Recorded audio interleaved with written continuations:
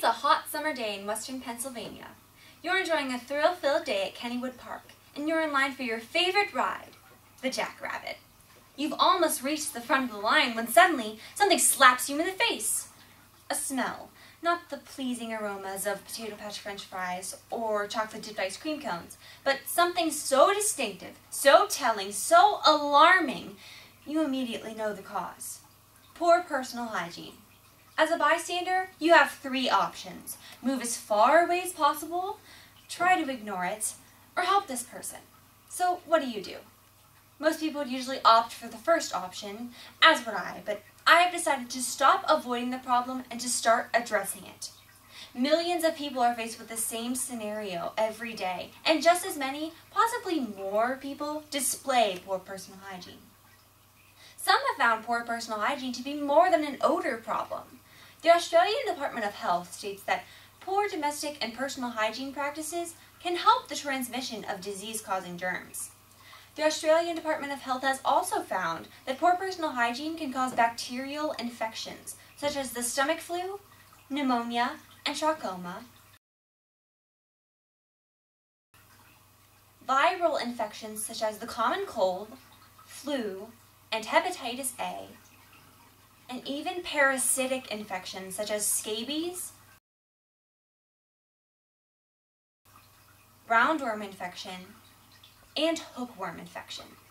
These alarming discoveries should encourage us to acknowledge that poor personal hygiene is a serious nationwide problem. I am tired of people displaying poor personal hygiene in the United States. This nation is referred to as the land of opportunity, and with the hundreds of different personal hygiene products available, we have the opportunity to solve poor personal hygiene. I'm optimistic that we can solve this problem, but first we have to understand the problem and then the end goal in order to implement a solution. Kristen Davis offers a definition of the goal in her article, Personal Hygiene Issues. Good personal hygiene means maintaining your body by keeping it clean and groomed. Within the next few minutes, I will try to persuade you to adopt some and hopefully all of my solutions to poor personal hygiene. If you believe you or someone you know is a part of the problem, I'm here to help you become a part of the solution. The next few solutions that I provide can be adopted separately, but would be most effective collectively. Poor personal hygiene includes, but is not limited to, bad breath, body odor, unwashed hair, unwashed hands, and unkept nails. Now, I have had my own personal share of personal hygiene problems. When I was in middle school, I was like all the other girls. I went to school, I played outside with my sisters, I showered every night, but there was one thing that made me different. I sweated a lot. Most of my peers were kind enough not to make comments, but these few years truly scarred my confidence and encouraged my awareness of poor personal hygiene. Therefore, my first solution to poor personal hygiene is in regards to body odor and sweating. Certain Dry. That's the name of the product I discovered in my late middle school years. It completely stopped my excessive underarm sweat. As Certain Dry's information page states, it contains aluminum chloride, which is a very strong and effective active ingredient in antiperspirants. If there's no sweat, there's no odor, and you can't have body odor without the odor. As Davis states, it is perfectly normal, necessary, and natural to sweat. But if there is a practical solution to excessive sweating, why not take advantage of it? I will now offer a solution to various other demonstrations of poor personal hygiene. This solution requires a little more effort than its predecessor. 3 words. Personal hygiene pack. What is a personal hygiene pack, you may ask? A single personal hygiene pack contains the solutions to all of the major demonstrations of poor personal hygiene.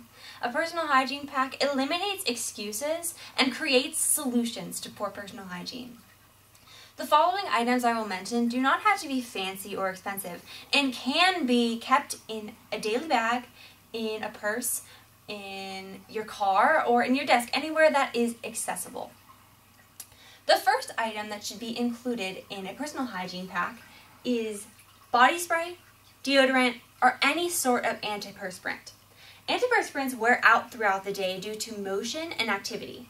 So adding a backup application of antiperspirant will help ensure a good smell all day long.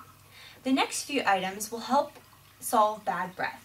The next few items should be floss, disposable toothbrushes, and gum or mints.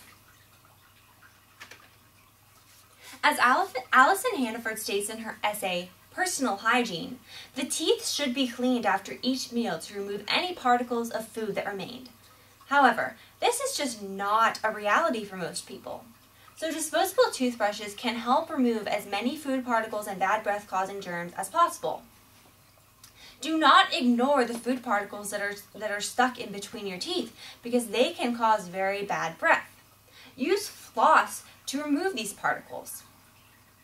Gum and mints should only be used as a temporary solution as they do not remove bad breath-causing germs and food particles. Mouthwash should not be included in this personal hygiene pack because, as David states, and despite popular belief, mouthwash does nothing to improve your bad breath. The next few items will help with unwashed hair. I would recommend adding a comb or brush and dry shampoo. A comb or brush will free your hair from tangles and will help it to appear more healthy and shiny. And dry shampoo will help decrease the appearance of grease and help your hair have a good smell to it. Now, dry shampoo is usually known as a female hair product, but it is just as effective for male hair. The next product to add to your personal hygiene pack is nail clippers. These will help keep your nails trim and shapely. Beth W. Ornstein states that trimmed nails prevent hangnails and infected nails. The final and probably most important product to add to your personal hygiene pack is hand sanitizer. Clean, sanitized hands are essential to good personal hygiene.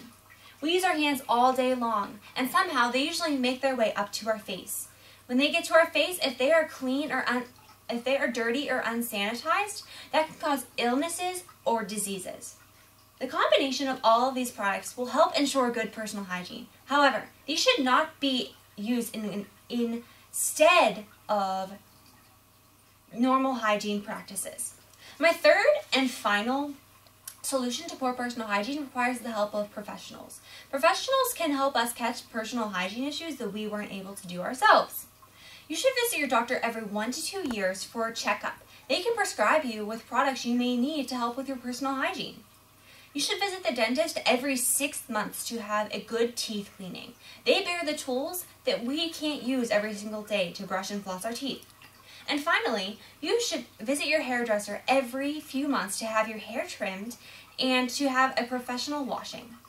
Trimmed ends help your hair appear smoother and cleaner, and having your hair professionally washed can help keep your scalp healthy and clean. Now, all of these practices I just mentioned have one thing in common. We do them repeatedly, but sometimes we need the help of professionals to help us do them adequately. In conclusion, it is my sincere hope that these past few minutes have helped you realize the severity of poor personal hygiene and the simplicity of good personal hygiene. Strong antiperspirants, a personal hygiene pack, and regular visits to professionals can help the United States become a personally hygienic nation.